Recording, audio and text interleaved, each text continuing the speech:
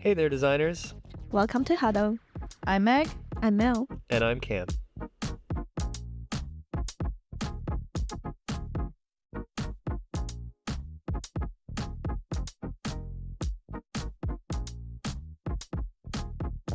Welcome back. For those joining us for the first time, we're Huddle, the show where we dive deep into the world of UX design and help you take your skills to the next level. Today we have a special guest, Trevor Nielsen, the senior product designer for Giddy, who will be taking us into the world of startups and sharing some practical tips and tricks for designers looking to enter into the world of startups. So without further ado, help us welcome Trevor Nielsen. Wonderful. So again, Trevor, really excited to have you on today. Why don't you start by telling us a little bit about your story and how you found your way into design? Cool. Yeah, that's always a fun question. So I was a childhood artist. I think most people kind of dabble in art as children, and then a lot of people lose it, when they become an adult. Just sad. But I was obsessed with art for all of my life. In high school, I took like every art class that was available, and so I was introduced to graphic design in high school. But I didn't really know that there was like a career path that was called graphic design. I just took so many art classes, and then I took a photography class, and in the photography class, I learned Photoshop. And so that was my first taste of Adobe. And then a few years went by and I didn't ever do anything with it. Like I didn't really know that graphic design was a field that was an option.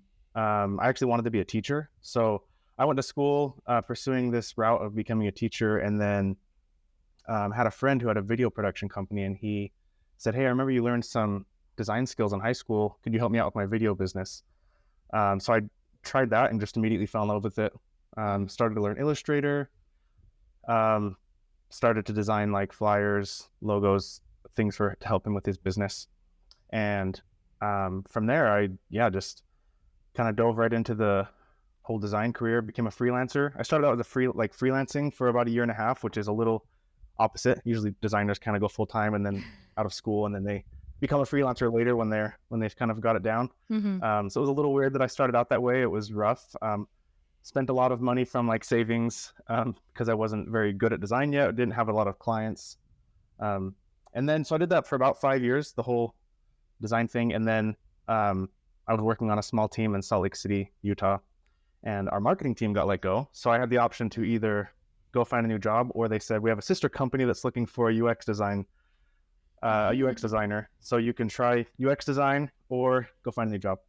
So, and I was really into like marketing, branding, design at that time. So it was tough, but I was like, this was in 2017, but I was like, I think UX is really popular, and I've kind of wanted to learn more about it anyway. So I took advantage of that and fell in love with building products. And so it was kind of a different take on design. But I still get to do a lot of, visual things. I think most designers find that even though they're not like a visual designer or an illustrator, they're still, especially in startups, you get a lot of opportunities to flex those muscles in different ways. So so I've been doing that now. I work for a company in Utah called Giddy.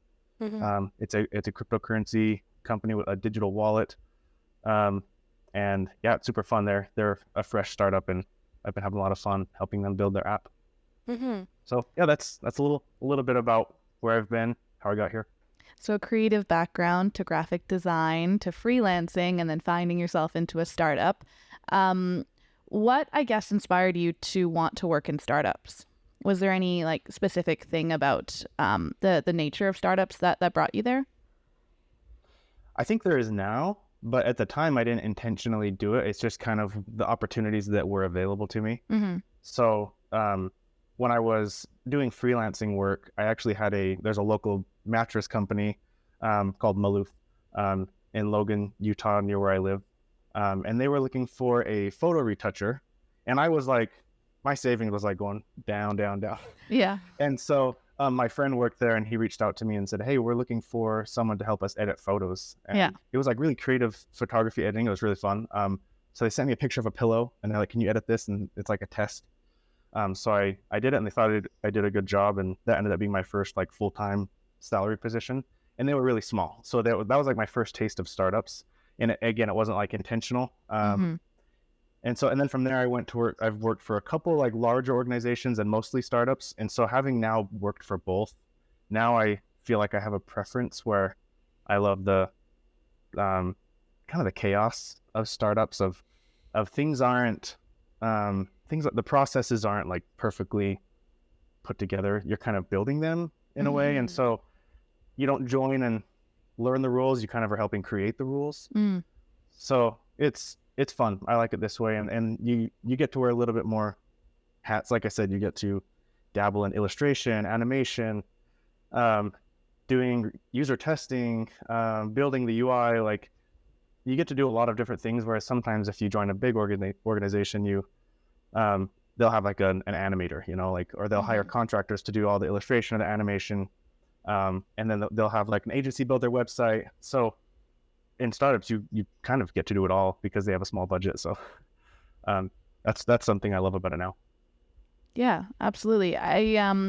Entering that world, it would definitely be interesting as an early career job to kind of be defining your role in there, even when it might not be super clear cut to you. So can you kind of share your experience on how that was for you, jumping into that role and trying to understand where you fit within the organization and also defining where you fit within the organization too?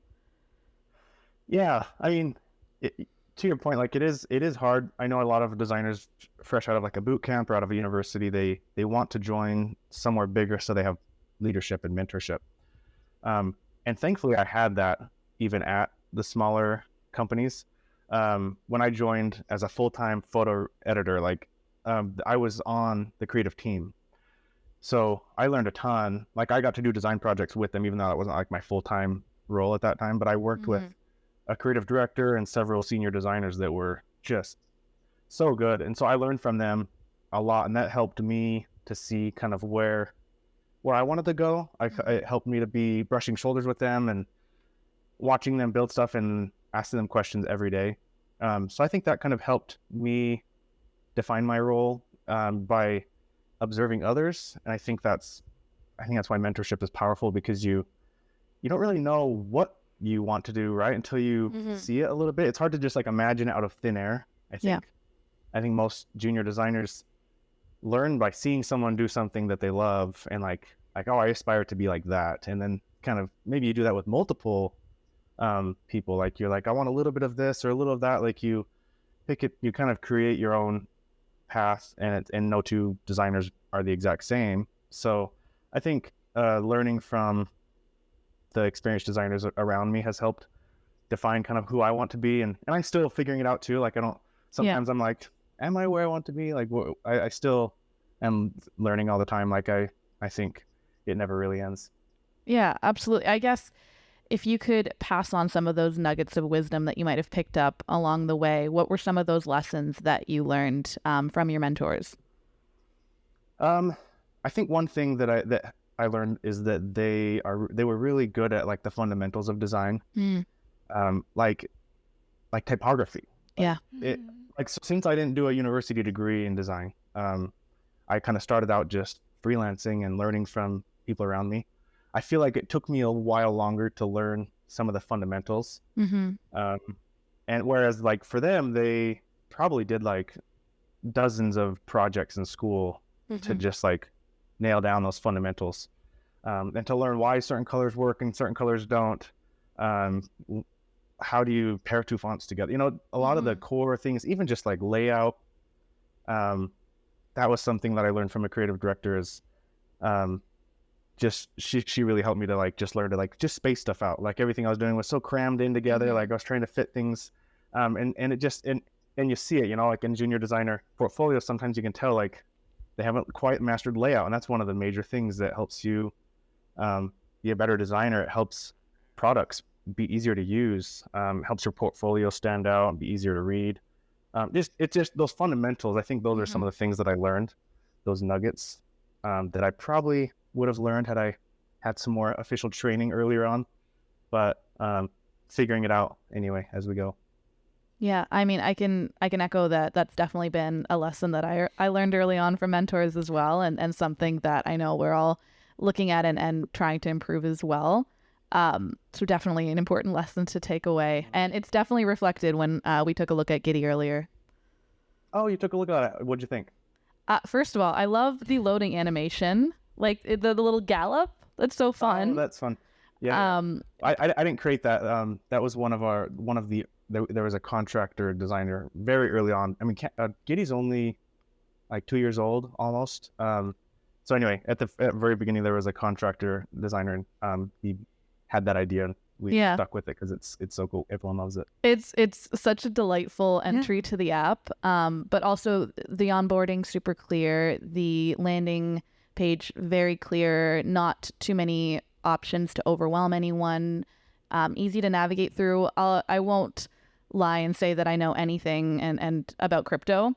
So the coins definitely go right over my head, but I could see it being a very easy to use app for anyone who is familiar with crypto. Yeah. Awesome. Thank you. That's great feedback. Yeah, I agree. Like it's really easy to understand and the communication is really effective. And I have a question for you. I'm just wondering, why do you choose the desert, the Western style aesthetic to fit with the brand? I'm really interested. That's a fun question. No, it's so if you see, it's kind of surprising, right? Like it's a little shocking, like to see a Western theme. Yeah. So the founders went with that because most like digital tech products are very like futuristic, like dark mode, bright neon colors. And so they wanted to stand out.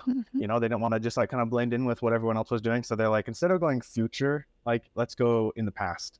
And also there's like the story with the brand is that crypto is such a new thing. Like people are still trying to figure it out. Even there's stuff in the news like this week, like with the SEC and the federal stuff going on with like crypto, they're trying to figure it out. Like everyone's trying to figure out what are the rules with cryptocurrency. So a lot of times people refer to it as the wild, wild west. Yeah. Because it's kind of it's a new frontier. Like there's all these phrases people use that kind of describe how like we don't really know what's going to happen. It's kind of exciting. It makes some people nervous. A lot of people really nervous. But yeah, that's kind of why the theme of like the Wild West and the desert has come to be. So love that. It's like a visual pun. Yeah, okay. the branding is brilliant. Yeah. Definitely a very strong brand message throughout it, which we really liked to see when we were looking at it. And it makes sense that you have a strong brand background as well. It's reflected in the app for sure. Yeah, no, thank you. And a lot of that credit goes to the founders. You know, obviously they had that strategic vision. Like they're very design and brand focused. Most of them are like veteran software engineers, but they're very design minded. And then also a lot of credit goes to, there's me and one other designer that work at Giddy.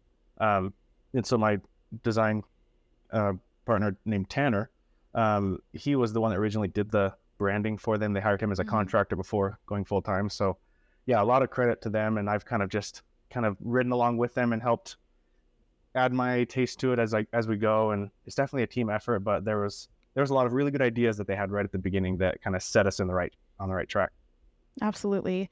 I guess coming into that, how did you go about, since startups are such small teams usually, how did you go about entering that team and understanding whether or not it would be successful and where you could kind of fit yourself within that and understanding how this team would be able to grow moving forward? Yeah. So I have worked with startups in the past where the founders don't have as much technical background, and that it happened. Like there's definitely possible to not have a technical background and to found a successful company. But it is harder. It's harder to, as a founder of a company, communicate to your product team when you've never done any of that before, right? Yeah. Never coded anything or designed anything. So having experienced that before with startups, it was very different talking with the Giddy founding team in the interviews where there's a lot of founder. I think there's like 6 different co-founders of Giddy, and most of them, like I mentioned, are very senior software engineers. Like it was very clear that they have been around the block. Like they knew what they were doing. They're extremely talented. The things they had built before were impressive. Like they had worked with companies like Walmart and like just big name brands, and they had built things. So from my view as a designer, seeing this, it was very reassuring to see that they've been around the block. They know what they're doing. This idea that they have is very I already had a little bit of background in crypto. I still don't consider myself an expert. I don't know. I think there's very few crypto experts. It's a confusing thing sometimes. Yeah. But like I had a little bit of background, so I knew based on what I had seen that, okay, this is different. They're solving some real problems. Like crypto, they're making it more simple. Like what they're building is going to allow crypto to be more mainstream because they have such a smart idea. So all of that was really reassuring to see how I could jump in and help. Also, they told me they were hiring that other designer that I mentioned named Tanner, and I had already connected with him online, and we had met, and I was already following his work and really impressed with his skills. So to hear that he was being hired at the same time or right around the same time was really encouraging because we had very similar skill sets. So it's fun to think of us being able to complement each other with sharing some of the visual design load with the branding, as well as carrying the load of the UX and building out the app and all the different flows. So just studying all of that out was really helpful to kind of see and imagine myself fitting in with this team. So yeah, you kind of just got to get to know the people. It's all about, like, I know myself. I see what they bring to the table. I feel like what I have is going to complement them because it's definitely a team effort.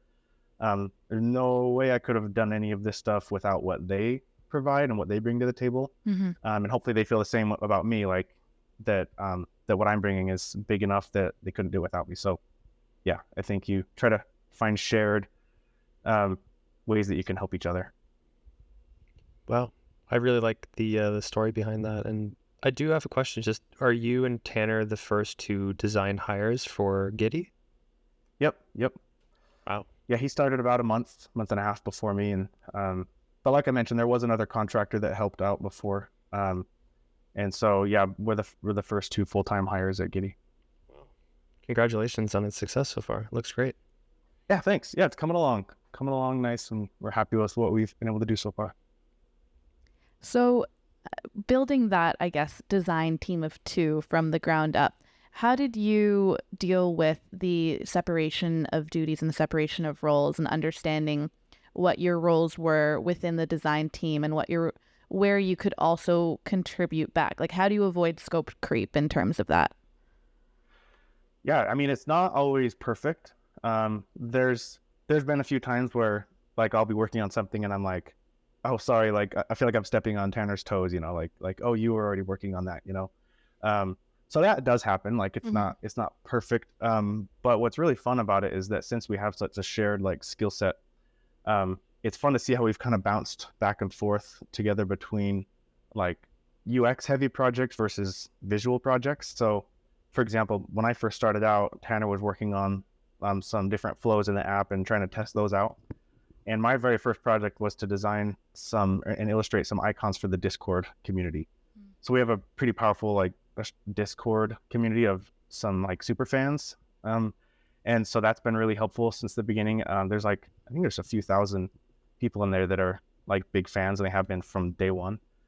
And so I don't know if you guys have been in any Discord groups, but you can have like different, by how active you are, you get different rewards. So I created a series of illustrations of different icons that like you kind of level up. And if you see certain badges that people have and you're like, whoa, they're like really active in here. They've been around for a while, or they've contributed a lot to this community. So it shows by the badge they have. So it's fun that was my first project. And then shortly after that, it was fun to see that it reversed. And Tanner was working on a series of NFT art for a little while. And then I kind of took over working on the UX and building some different flows for the app. So we've had pretty distinct, we kind of tackle it by going at different projects. And then all along, I think something that has really helped is we've had a system mindset. If you ever work on an app or any product, you'll find that you reuse a lot of components. Yeah. And if it's a startup, there's not like a system in place. You kind of have to build that, or you end up with a lot of inconsistencies. Like you're not using the same font family or type styles on different screens, or you're using the wrong colors, or you build like your margins and your padding all becoming consistent, and you'll drive your engineering team crazy because then they have to guess because they're probably trying to like save time and be efficient. So it's been nice that all along we've had a very shared goal of building a design system, and we have a pretty good system going right now. But it's been a ton of work trying to do that in addition to shipping, the product that needs to get shipped. But I think having that mindset just helped. So we all knew like, okay, we're gonna build a library of components, and we're gonna work with our engineers to make sure that it works with what they're building, so that when we're speaking the same language, when we talk about a button, they know exactly what we're talking about. They don't have to build it from scratch every time. So that's helped a lot. Amazing. Actually, I've been working for a startup company for a short amount of time now, and yeah, thank you. I'm kind of like related to your past experience, being like the pivoting from graphic design, pivoting from a freelance art background into UX, and currently I'm the only designer in the company.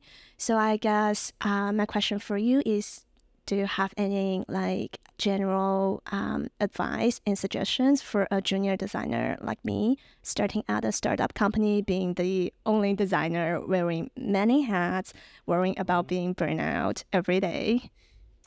Oh, I'm sorry. It's relatable. And no, that's a cool position to be in. So congrats on getting that Thank role. you. I think you're gonna grow a lot, and it might be kind of painful growth.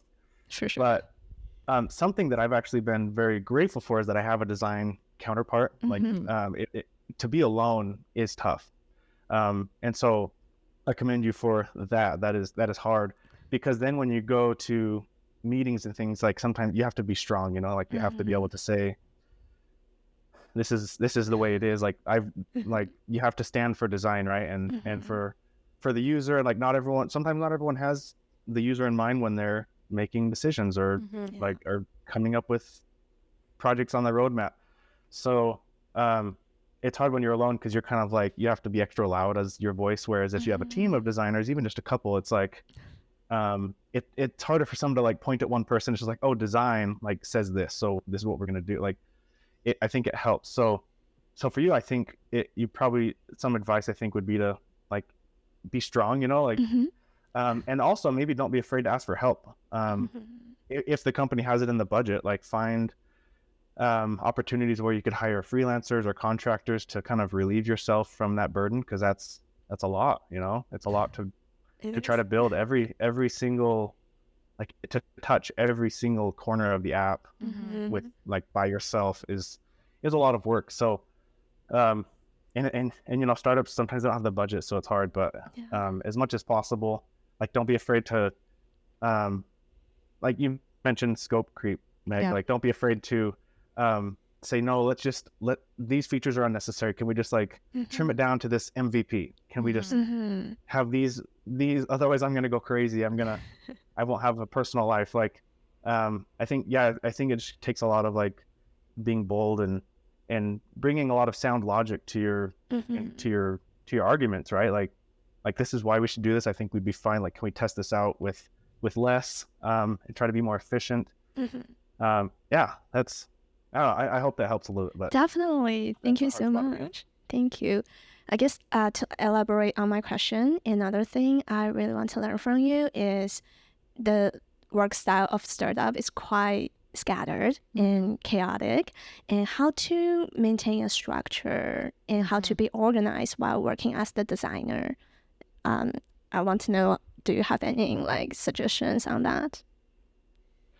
Yeah, that's tough too, because it kind of depends on your leadership and how organized they are.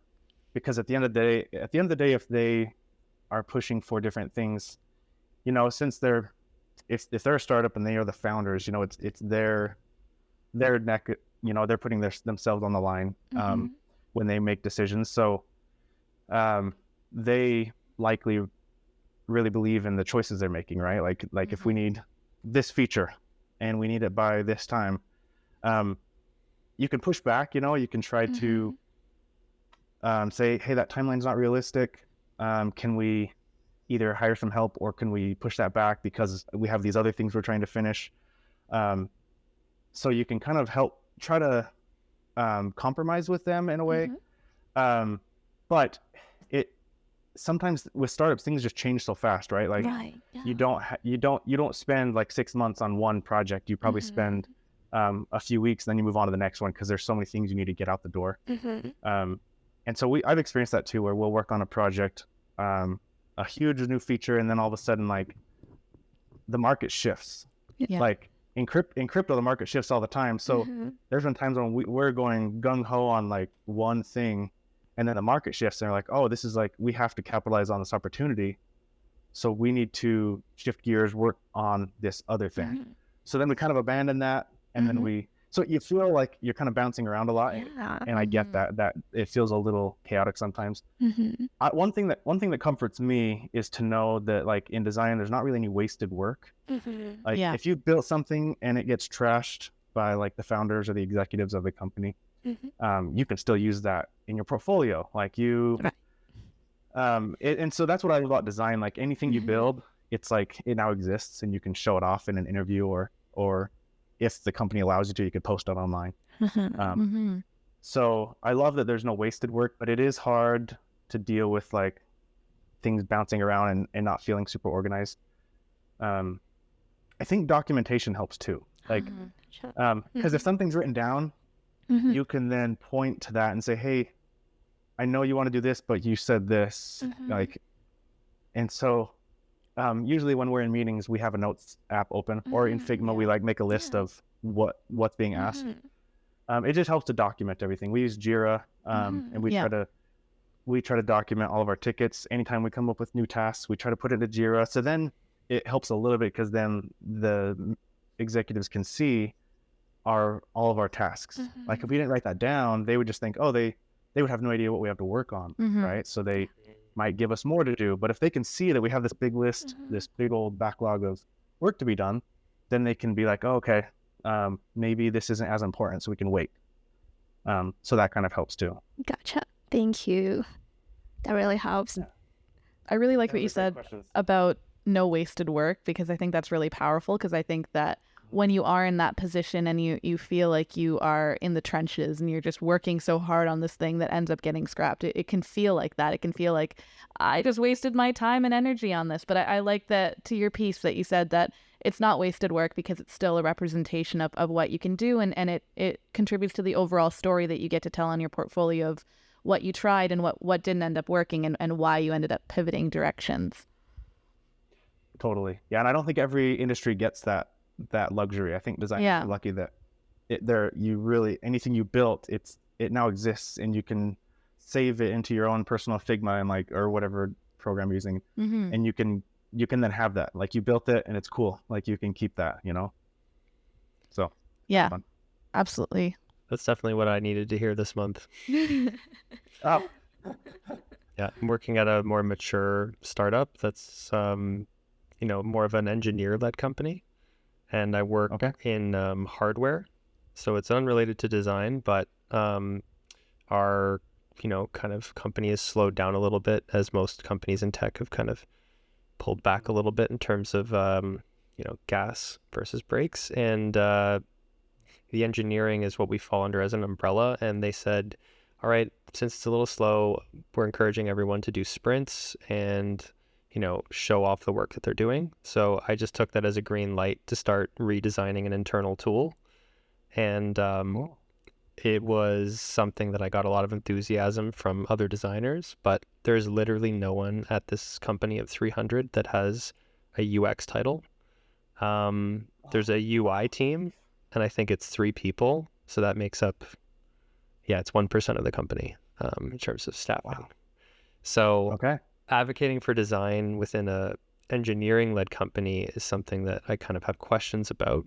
And to kind of complete the thought about my project, designing this internal tool and then showing it to my boss, who is absolutely brilliant. He's an engineer through and through. And he straddles a lot of different roles within product, within hardware, within electrical, and he manages our whole Toronto office. I showed this design to him, and I don't think has the design background to give me feedback in the way I was expecting that we received maybe in boot camp, but he did open my eyes completely that instead of solving one problem, we could solve 12 problems with all of the back end thinking that he's putting into this this product that he designed. And so we're going to go about it by using an existing framework for back end, which coming from UX, not doing any like data science or having a CS degree, completely was like, oh, I'd never thought about solving this problem. But he's like, we could build this in like 15 minutes and use an existing template to accomplish the goal. Whereas, your tool is cool, but it's solving one problem for one user instead of the 12 different users that utilize this product that you're looking to redesign. So I think maybe a question for you is, it sounds like you're working at a company that's engineering led inherently because it's built by software engineers. And they clearly recognize the need for designers. And I think when we went to school, we just assumed that all companies value design. And I feel that it's an eye-opening experience to work at a designer-led company versus an engineering-led company. And maybe getting your thoughts on that, especially within the startup space. Yeah, no, that's definitely an issue with a lot of places. So I am fortunate, like you mentioned, like they had the mindset to not only hire one designer, but to hire 2 senior designers. Like they wanted to invest in design early on.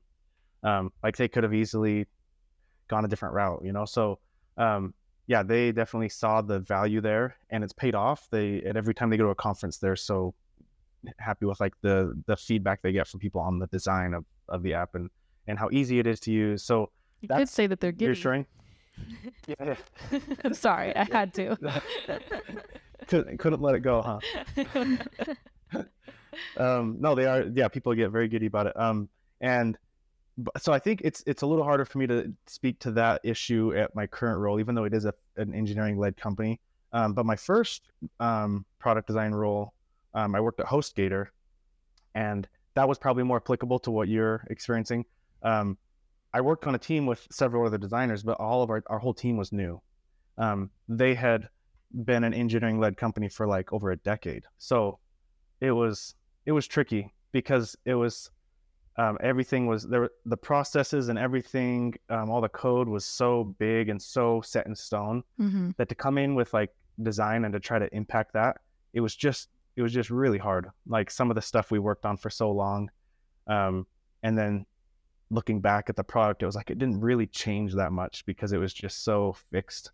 It's like people compare big companies to like a cruise boat, like it's or a cruise ship. It's harder to steer and pivot once you get so big. Yeah. Whereas in a startup, you're kind of like a little speedboat. Like you can shift directions and move every which way really quickly. But with big companies, it's harder. And especially if they don't have that design thinking in place already, like they're not design minded already, and it's been years and years of that, like it can be tough. So yeah, I guess I don't honestly, I don't know exactly how to change that. Like I don't know exactly if you're in a situation like that where it's not design led already. I mean, you could advocate for it. I know it's just so hard. It's just so hard to like change the mind. And it's like psychology, right? Like people we're creatures of habit, and if they've been making money doing a certain thing, it's really scary for them to think of changing that, and to recreate something, to rebuild something. Like they want to make micro movements to not like break the things that are working. So it's tough to change something that's like already going full speed. Yeah, for sure. I think that my current perspective on that opportunity is to learn more about the back end and embrace instead of fight. The opportunity to use this to learn about these structures that really complex companies are building, because that can be something I can turn into just better understanding of how companies work, better understanding how backends work and complicated systems, opposed to just front-facing UI, which is the way I was thinking about solving the problem. So yeah, it sounds like your analogy of cruise ship versus nimble speedboat is very apt. I think that resonates a lot with me right now. Yeah, and your solution to that is, your mindset about it is great. Like, I think a lot of designers get accused of being like a pixel pusher, like they're just kind of a task person, like just tell me what to do and I'll like, they don't really like it. It's better to show that you can help think and solve deeper problems, and maybe solving that problem requires 0 pixels. Like maybe like that's kind of what you're learning, like solving that problem might, like you said, it might take 15 minutes. That could be something that you could show in a portfolio somehow, like even without showing, like I built this polished, beautiful UI that solved 0 problem. Like, people accuse Dribble of that a lot, like Dribble just like beautiful stuff, it's really inspirational to look at. But did those actually have any business impact? Sometimes maybe, but or are they even technologically feasible? Yeah, or are they feasible? Probably in most cases not.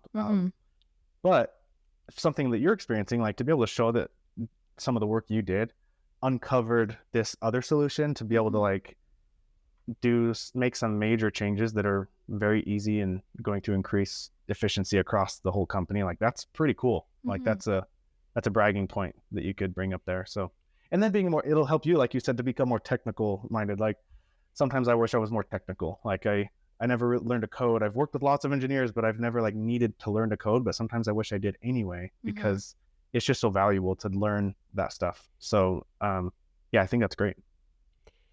Yeah, it was a little bit of a stumble, and then I was like, I need to embrace this somehow. This needs to be something.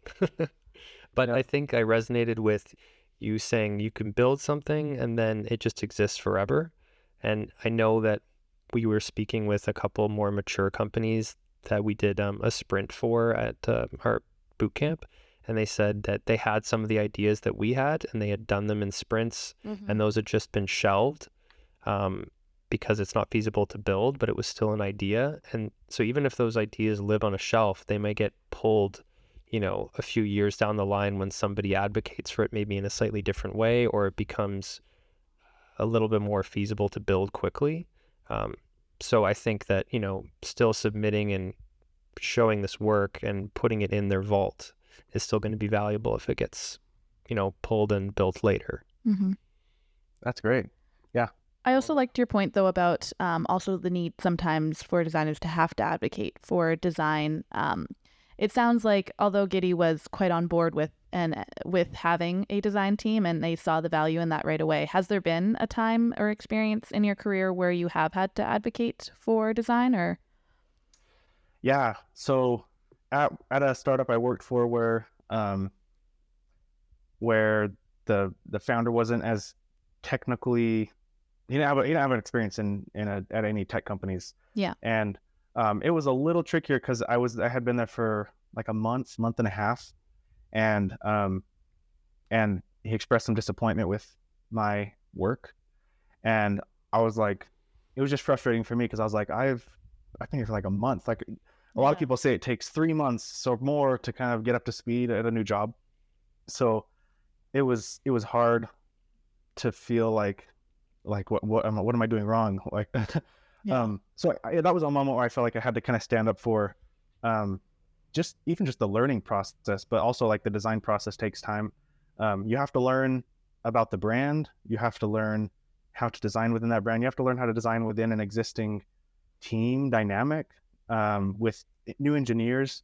Like there's a lot that goes into designing.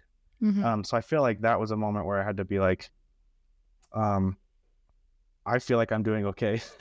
And design is a process. It's a team effort, and it takes some time to get things going. And not to mention that team didn't have like a design system. It wasn't like I could come and just grab their existing screens and components and reuse it.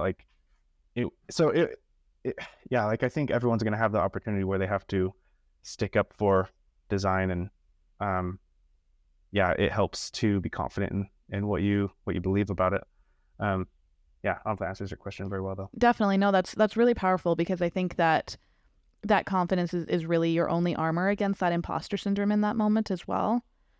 Because I'm sure if you are starting in a new startup and you are still relatively junior, it would be difficult to have that feedback land with you and feeling like you said, like, what am I doing wrong? Like, not really knowing that. And I think that the only way to really get through that would be that confidence and leaning back on what you know to be true about design.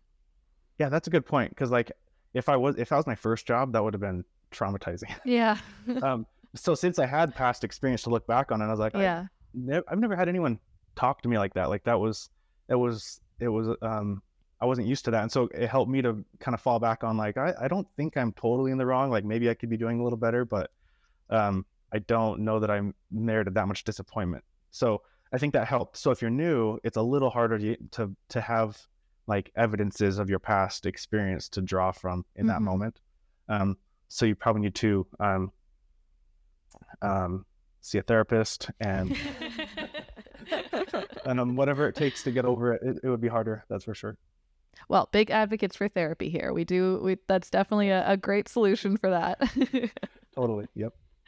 I guess aside from the need to advocate for design at a company that may not see the value in it right away, are there any other sort of red flags that you would want to suggest to look out for designers going into a startup? Lately, I've sadly actually talked to a few like very senior talented designers that are unhappy at their jobs. And it almost always falls back on relationships. So I think that, and it's hard to learn that when interviewing at a company. Like it's hard to know, it's hard to predict what is our relationship going to be like in a year from now. Like people might be different. They might talk to you differently in an interview than they will once they're really comfortable with you. Yeah. You know? So I think that's why sometimes referrals are so strong, because like if somebody works at a company, it's a little bit easier to go in with some confidence that things are going to be pretty good. If you're just going in blind, you kind of have to just take that risk. But it seems like a lot of the red flags that these designers I've talked to lately would probably suggest for themselves and for others as well is it's like not even anything, no hard skills. It's not even anything technical. It's just you're working with people. Yeah. Like as a designer, you work with people every day. We're not even talking about the user. We're talking about like your coworkers. That you see them more than you see your family and your friends.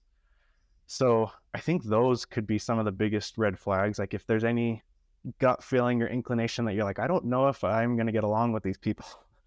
That I think is probably one of the strongest red flags to look out for. Like, because if you get along with people, you can build a lot of great stuff, and it's almost like that chemistry is powerful and maybe underrated. But if you have a lot of talented people on a team that are like not getting along, it almost like voids all of that talent in a way. Like if you can't cooperate and get along, then it makes it hard to build stuff. Like there's just the drama in design sometimes is just too much. Like there's a lot of big minds and or people that don't have design experience, but they kind of are very passionate, opinionated about how design should be. There's just a lot of things people related that I think we should look out for when we are considering new work and new clients and all that stuff. From your experience, though, it sounds like you've been able to build some really successful and powerful relationships within Giddy. So I guess what skills have you leaned on to create that for yourself? That's a good question. And one of my past design managers, I'll toot my own horn for a second. He's complimented me once and said that one of his favorite things about me was that I was not a drama queen.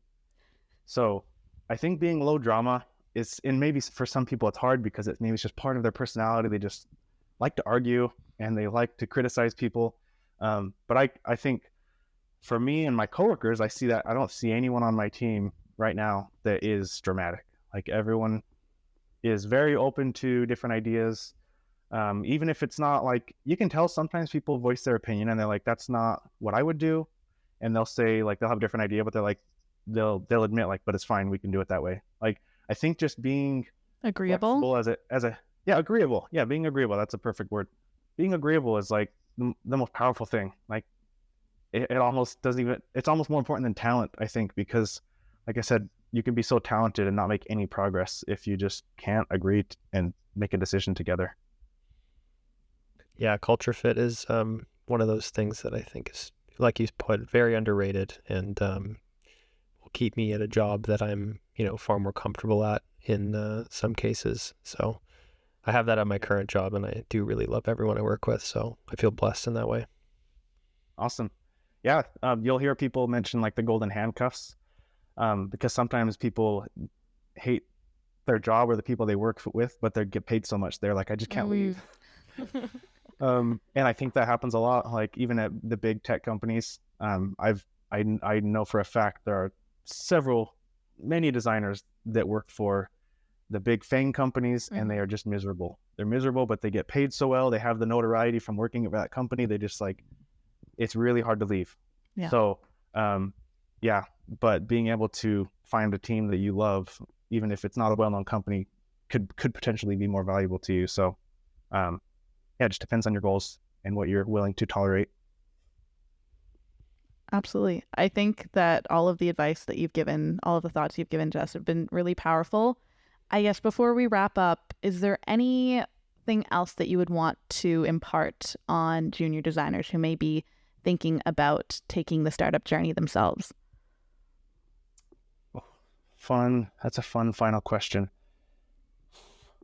I would recommend it, but I will say if, as Mel is probably experiencing, if you're junior, it can be challenging. It is. And so, because even as a more like a senior designer, it's still hard. Like it's hard to build the design system, because you need that. Like you need a system, but you need to be able to ship features. And if you're also still learning the fundamentals of design, that can be really challenging. So, the problem is that sometimes it's easier to get a job at a startup because there's so many. Like there's so many startups, and so I think it's if you're up for the adventure, go for it.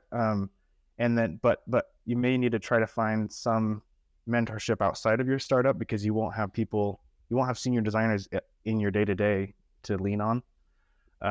So I would say if you do want to go that route, try your best to connect and make friends with other designers via like Twitter or LinkedIn, or in your personal life if you know someone, maybe past instructors at university or boot camp. Try to have people that you can lean on, and still continue learning, because it can be a wild ride. And if you're still trying to figure out what design is in general, it can kind of add to the difficulty. I think that's a great point. And Definitely. Yeah. I think, Mel, expect to probably be in Trevor's DMs at some point in time. They're open. Yep. Thank you. Well, we really appreciate all of your thoughts today, all of your experience. You've had such an incredible journey, and we love to see the success that Giddy is having and that you're having as well. Tell the people where they can find you. Thank you. Yeah. So I'm pretty much only on LinkedIn right now. Like I write posts on LinkedIn a few times a week. I used to do every day, but I've kind of been trying to do a little bit less because it's a lot to do it every day. So yeah, pretty much there. I also occasionally share more visually designed shots on Dribble, but also not there as much lately.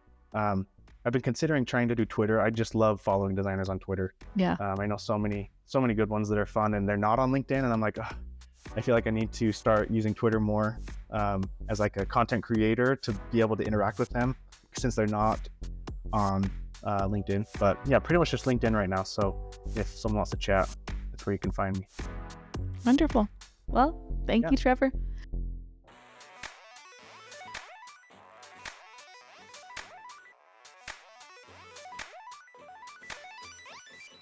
Thanks for listening to Huddle. We appreciate your support and hope you enjoyed this episode. If you'd like to hear more, don't forget to subscribe to our podcast on Spotify, Apple Podcasts, or wherever you get your podcasts. If you want to watch along, make sure to subscribe to our YouTube and turn on notifications so you never miss an episode. If you're feeling generous, please leave us a review and rating on your favorite platform. Your feedback helps us improve our content and reach more people. Until next time, keep learning, growing, and exploring.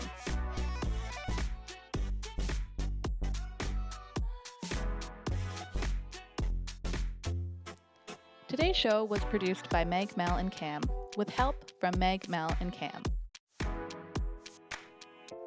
Editing from Cam, music from Half Cool. I'm Meg. Thanks for joining the Huddle.